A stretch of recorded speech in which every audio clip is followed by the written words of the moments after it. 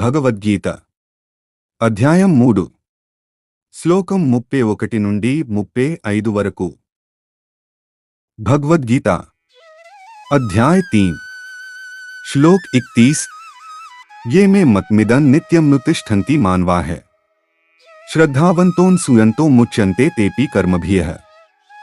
सारांश भगवान के उपदेश का पालन आवश्यक है।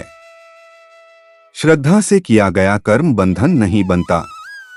दोष देखने की प्रवृत्ति त्यागनी चाहिए। निष्काम कर्म से शुद्धि होती है।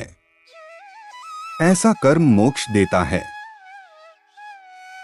भगवद्गीता अध्याय 3 श्लोक 32 ये त्वेतद्भ्यसूयन्तो नानुतिष्ठन्ति मे मतम् सर्वज्ञान विमूढ़ांस्तान् विद्धि नष्टांचेतसः।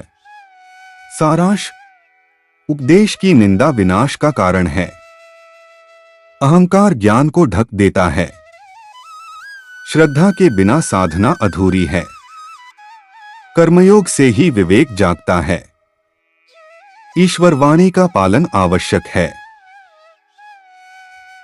भगवद्गीता अध्याय 3 श्लोक 33 सदृशं चेष्टते स्वस्याः प्रकृतेर्ज्ञानवानपि प्रकृति यान्ति भूतानि निग्रह की करिष्यति। सारांश प्रकृति का प्रभाव सभी पर है। ज्ञान भी स्वभाव को पूरी तरह नहीं रोकता। दमन स्थायी समाधान नहीं है। स्वभाव का परिष्कार आवश्यक है। साधना से प्रकृति शुद्ध होती है। भगवद्गीता अध्याय 3 श्लोक 34 इंद्रियस्येन्द्रियस्यार्थे रागद्वेषौ व्यवस्थितौ तयोर्वशमागच्छेत्तौ ह्यस्य परिपन्थिनः। सारांश राग और द्वेष स्वाभाविक हैं, परंतु उनसे बंधना नहीं चाहिए। वे साधना में बाधक हैं। इंद्रिय संयम आवश्यक है। समत्व ही कर्मयोग है।